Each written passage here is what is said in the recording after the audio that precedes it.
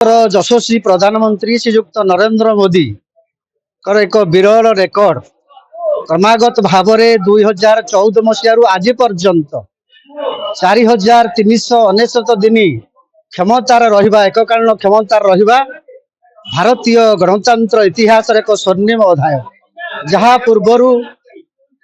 पूर्वतन प्रधानमंत्री जवाहरलाल नेहरू नाम रेकर्ड थिला से रेकर्ड को से अतिक्रम करिसंती। जड़े राष्ट्रनायक जड़े जननायक जड़े सफल प्रधानमंत्री हिसाब से भारत वर्ष नुह समग्र विश्व रे तांकर जो नाम ख्याति अर्जन करिसंती। विश्व गुरु हेबार जो गौरव लाभ अर्जन करिसंती एवं आजिका दिन रे समग्र भारत वर्ष रे नुह पृथ्वी रे 1 नंबर नेतार मान्यता पाइछंती। ए जो विरल रेकर्ड भारतीय जनता पार्टी निमापड़ा निर्वाचन मंडली तरफ तांकर आमे दीर्घायु कामना करूछु यशस्वी प्रधानमंत्री से आउ थे प्रधानमंत्री रुहंतु पुनर्बार 2029 मसीह चतुर्थ थर पई क्षमता हासिल करंतु एवं भारत रो जो सामग्रिक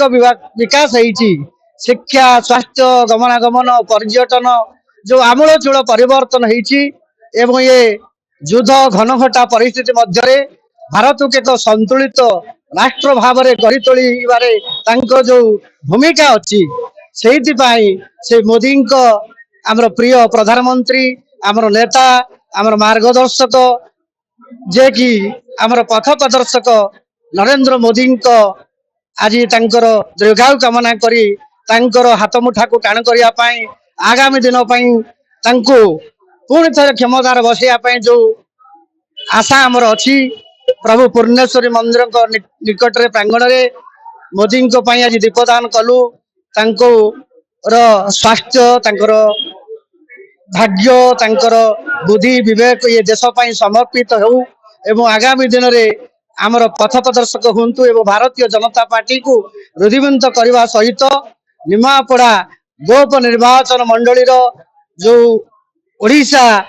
प्रदेश जो डबल इंजिन सरकार जो दूत अच्छा प्रभाती परिडा आज भारत वर्षर यशस्वी प्रधानमंत्री नरेंद्र मोदी जी 12 वर्षर पूर्ति अवसर रे 4399 दिन आज आम पूरण कर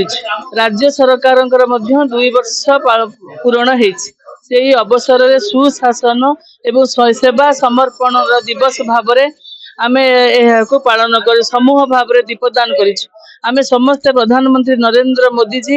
जो जनकल्याणकारी योजना लोक मान रखिंट एवं तल स्तर लोक मैंने किभली भाव में जनकल्याणकारी योजना पाई आग को बढ़े एवं राज्य सरकार किभली भाव में योजना को काम लगे लोक मान पाखे पहुंचाइबे से दिन से आमे समस्ते तत्पर हो उठी। आज अर्थनीति रे भारत वर्ष 5म स्थान रे अछि। आज उज्ज्वला योजना ठारू आरंभ करी प्रधानमंत्री आवास योजना ठारू आरंभ करी आज जो 300 आमर जो महिला मानक पई जो आमे जो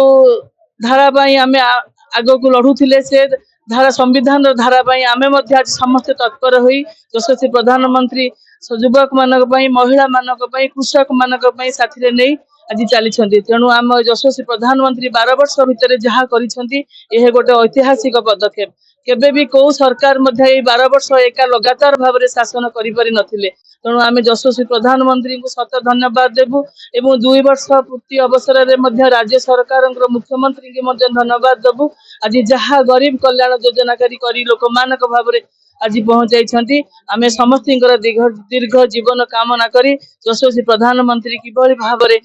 दीर्घ जीवन कामना करू लगातार भाव से आउ थे आम पाखक आम आसतु पुणी आउ यशस्वी प्रधानमंत्री फेरी आसतु पुणी सरकार गढ़ंतु से आज आम दीपदान करुँ।